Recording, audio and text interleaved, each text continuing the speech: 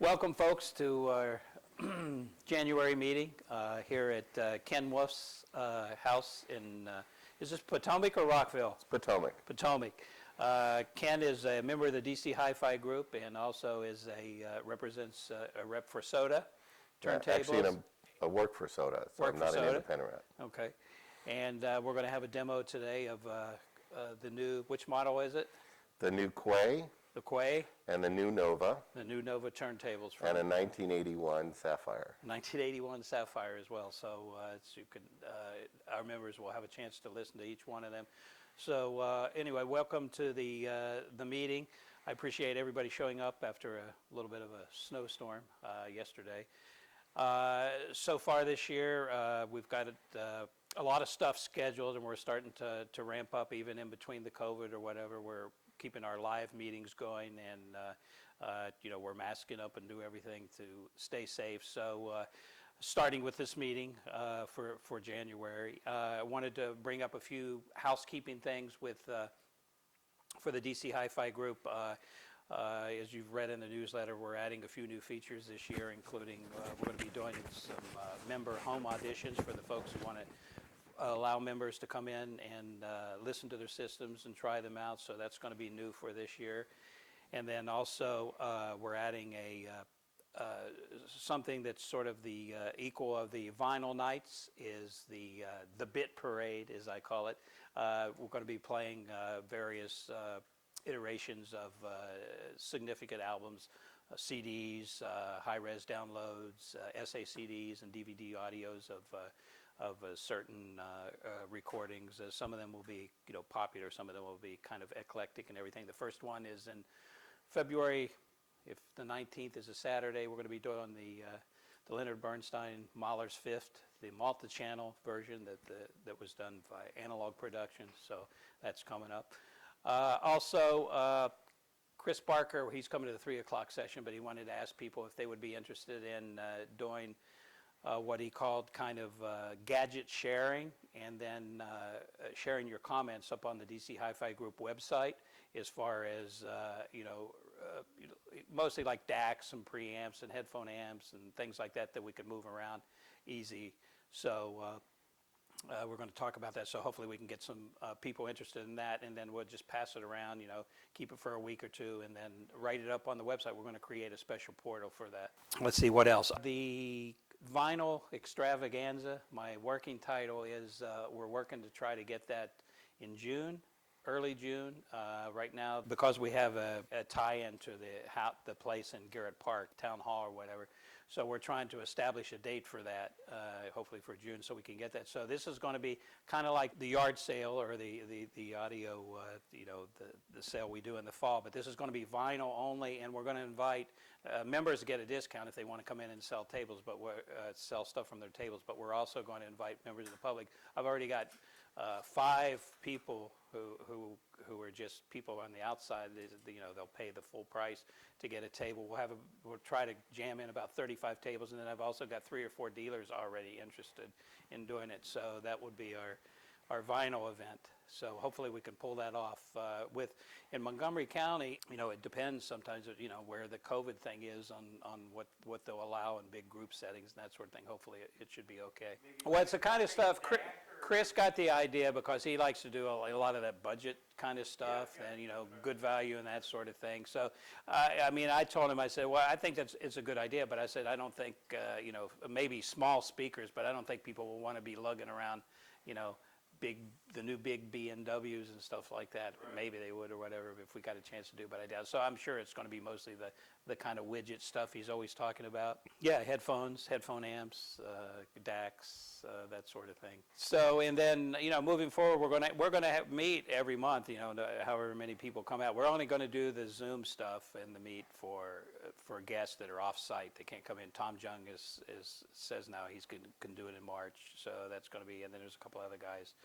And I'm happy to host again if you want. Yeah. No, this is great. Yeah, I want to, once I'm done with the cleanup stuff, I want to, thank Ken for hosting this, and great products that he represents, and also the fact that Ken is, he's a musician. He's a trained musician. He's trombone, and you're piano player as well, correct? Well, I'm more of a trombonist than a pianist. Yeah, come on over, Ken. Ken, can you talk a little bit about your, just a little background on your Sure. entree into audio and music? Sure. So my name is Ken Wolf, and I'm actually with SOTA Sound Inventions, which are the makers of the SOTA turntable, and also distributors of Deer Home cables, which we're not showing today. But thank you for coming to my house. I've been a musician all my life. I've played with the Baltimore Symphony. I've played with the San Francisco Symphony. I've been on tour throughout the world. I've played with jazz greats like Max Roach and Michael Brecker and others, and had a great career as a musician. Been into audio since I was a kid, and as a matter of fact, I bought one of the very first SOTA turntables made. They started in '79. It's my 1981 Sapphire here that's playing in my living room. And as a matter of fact, it was through music that I got involved in SOTA. As you said, I play the trombone, and one of the best trombone manufacturers in the world, the Edwards Company, chief designer, has a big machine shop in Wisconsin, and found opportunity to buy SOTA. And so because of my friendship with him, that's how I got involved in working with SOTA.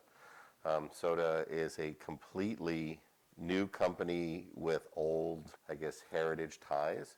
Our products still look very similar, but all new bearings, mag-lifted platters, all new motors, speed controllers, plinths, suspension systems. Everything about them is new, and they're very modern and outstanding sounding and beautiful pieces of equipment. And today we'll be looking at 3 tables. We'll be looking at my 81 Sapphire that is upgraded halfway, just so the speed controller, new motor, but this is the original platter and plinth.